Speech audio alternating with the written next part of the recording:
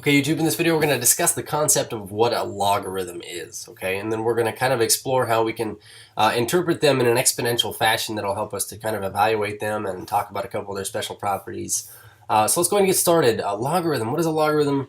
Let's go ahead and consider this argument here. If we said 2 to the second, of course, we would get an output of 4, and we say 2 to the third, we would get an output of 8. The question I want to kind of pose here is this, is what is it that might exist that we could take 2 to the power of that would cause this to be maybe like 6? And so kind of what I get a lot of the time is an argument like, well, 6 is kind of the middle point here between 4 and 8. It's the midpoint. So if that's the case, then wouldn't this x value then be equal to like 2.5? Because 2.5 would be the midpoint of 2 and 3. And so we can actually test this argument and say, well, if I were to take 2 to the 2.5, so 2, we'll hit our power button here. We say to the power of 2.5. And we actually get 5.65, 6, this long number here that's never going to stop, and it's never going to terminate, I guess we could say here. But essentially, we didn't get 6, we got something a little bit less than 6, but what this does is it opens up the argument for us to be able to say things like, well, what would this equal in order for this to be true? And so a lot of the times, we would ask questions such as these. For instance, if we were looking at an exponential growth function with money, we say PE to the RT. It might be a question that I have where I already know the rate that I'm going to get, and I know how much I'm going to invest, and maybe I want that to double. So, I would say this would be 2p over here. The question I'm going to do is I'm going to solve for time, and so we want to be able to answer a question in which this exponent is unknown, and it's, a variable value that we can solve for. So we're going to invent this concept of a logarithm, and a logarithm, let's go ahead and define this, is let b and y be positive numbers, where b is not 1, then we say the logarithm of y with a base of b is denoted by this. Now, I'm going to read this here how you would read it. We say log base b of y. So log base b, okay, first things first, log base b is a function, and we are doing this of y, and we say it's defined as follows, but we say log base b of y equals x. This is only true if and only if b to the x equals y. So I just want to kind of start by pointing a few things out here, but on your logarithm, we refer to this little b down here as the base. And so what you're going to see here is that these two statements mean the same thing. The one on the left is in log form. The one on the right here we're going to call something else. We're going to call this exponential form. And so basically what I want to be able to do is take something in log form and rewrite it in exponential form and interpret it this way, where now I'm asking, if I had a number and I took it to the power of something I don't know and got this for an answer, what is this thing I don't know? So b is going to be our base here in our exponential expression and in our logarithmic expression. And in the log thing here, it says log base b of y equals x. Basically, what we're saying here is this: b turns into y by taking it to the power of x. Okay, so this is our exponent. And I'll just have everybody look over here to this expression, or this exponent equation on the right, but we're saying basically b turns into y. Notice this, b turned into y by taking it to this unknown power x. Don't know what that is.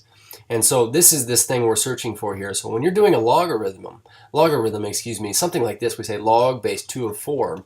We're really trying to ask this question here. If I were to rewrite this now in exponential notation, we say, well, what's our base? Well, our base here is this 2. So I say 2 to the power of something. And what we're saying here is that this small number here, and I want to say it's written smaller. It's not necessarily going to be smaller in size, but we'd say that basically 2 to the what power turns into 4. So I'm asking this question here. 2 to the what power turned into 4 is what this logarithm's asking. And we can start asking questions like this and start answering them by saying, well, then this would have to be 2, because 2 to the second is equal to 4. So we say basically log base b of y equals x and y equals b to the x are equivalent expressions. So exponential form is going to be the form where the unknown is actually written up into the exponent. And logarithmic form is going to be this form where the unknown thing, this x, is on the right side of the equation, and we're saying, what did we take b to the power of to get this y thing right here? Okay, and that's logarithmic form. So we want to be proficient at writing from log form into exponential form. We'll talk about, why that's a proficiency kind of skill.